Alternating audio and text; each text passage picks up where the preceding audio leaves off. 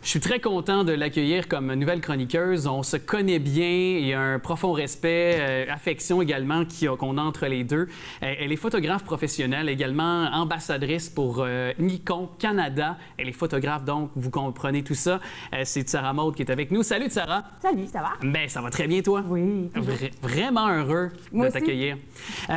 On va démystifier le monde de la photographie, de l'image aussi ensemble au cours de la prochaine saison, des chroniques aussi. Et tu voulais commencer à la base, c'est-à-dire comment tricher ses défauts.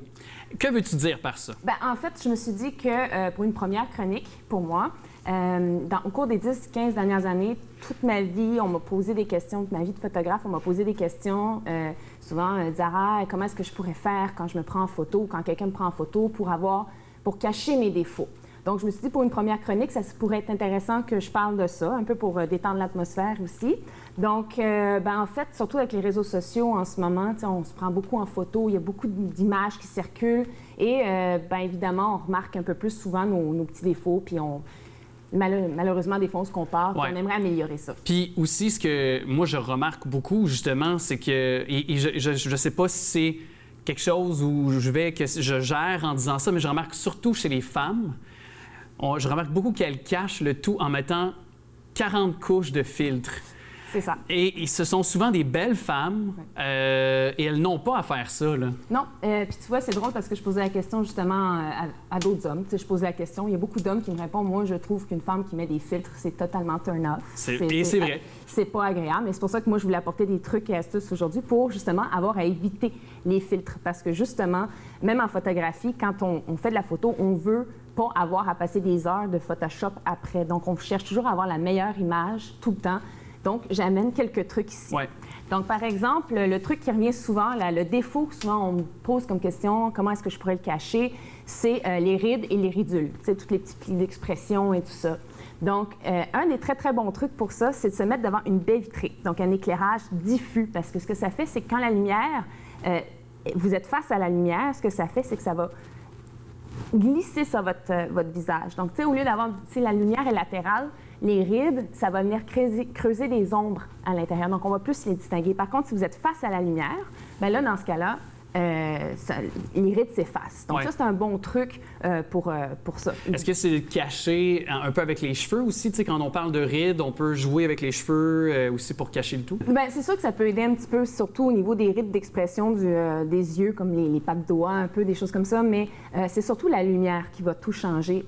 Honnêtement, là, tu sais, mais c'est sûr que les cheveux vont servir peut-être à autre chose, en fait. C'est ça, je vais y venir, justement, parce qu'en parlant de cheveux, quand on vous dit, par exemple, cacher sa calvitie. Ouais. Bon, il n'y a pas 20 000 options. C'est sûr qu'une calvitie, autant dans la réalité qu'en photographie, c'est un sujet où il n'y a pas beaucoup de solutions, mais la casquette, le chapeau, inévitablement, ou alors, quand on se prend en photo, on prend plus large, et on va cadrer dans la photo au niveau du sourcil, un petit peu au-dessus du sourcil comme ça, donc faire des photos un peu plus cadrées, serrées. Donc là, on met vraiment le visage en valeur et non la calvitie. Ça, c'est un bon petit truc qui peut être... intervenir, oui, exactement.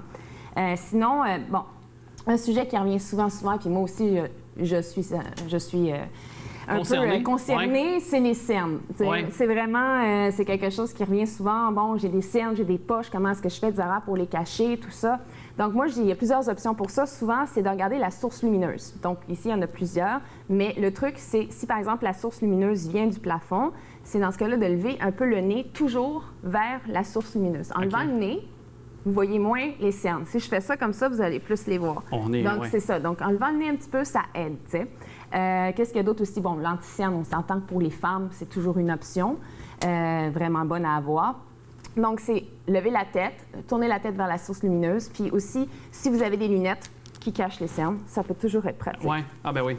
Puis, est-ce que, ben tu sais, là, évidemment, ça va peut-être de soi pour les gens qui nous écoutent, mais la facture visuelle noir et blanc, La facture visuelle. Bien, c'est-à-dire l'esthétisme noir et blanc peut peut-être cacher tout ça également, opter pour le noir et blanc au lieu de la couleur, la lumière aussi pour cacher ces cernes-là? Non, je pense que même en noir et blanc, quand il y a des cernes, à moins que, tu sais, si la lumière n'est pas de face ou si elle est plus latérale, dans ce cas-là, oui, là, on va plus voir les cernes, puis le noir et blanc ne fera rien. Par contre, ce qu'on appelle le noir et blanc ne cache pas nécessairement les défauts. Ça dépend si on augmente les blancs dans le noir et blanc et on contraste beaucoup. Là, en fait, on vient chercher ce qu'on va à la base chercher dans la lumière diffuse, c'est-à-dire un flat. pas un flat, mais une image où justement les traits sont plus atténués. Okay. Donc, que tu contrastes pas lumière ou couleur noir et blanc, ça change. Ça cachera pas, c'est ça, ça te fera pas pousser des cheveux non plus. Non, c'est ça. Puis sinon, il y a aussi le fameux double menton. Oui. Ça, c'est très, très fréquent. Donc, première chose, quand on se prend en photo ou quand quelqu'un nous prend en photo, c'est vraiment idéalement d'avoir une caméra un peu plus vers le haut. Parce que quand tu prends ta caméra comme ça, veux pas, le double menton, il est éteint un petit peu. Sinon, tu as aussi le principe du col. Donc, tu fais comme ça. Oui, tu peux, là, tu peux te faire en pose comme ça. Jouer avec, avec le linge. Et là, encore où tu arrivais, les cheveux. Donc, tu vois, si tu as les cheveux assez longs, tu peux juste faire ça comme ça. Ou comme ça. Puis là, ça cache un petit peu. Tu trouves l'angle, évidemment. Là, ça cache un petit peu le double menton et tout ça. Oui. Et d'être là, tu es assise. Oui. Être debout. Oui. Est-ce que encore là, la position peut y changer aussi? Absolument. J'y venais.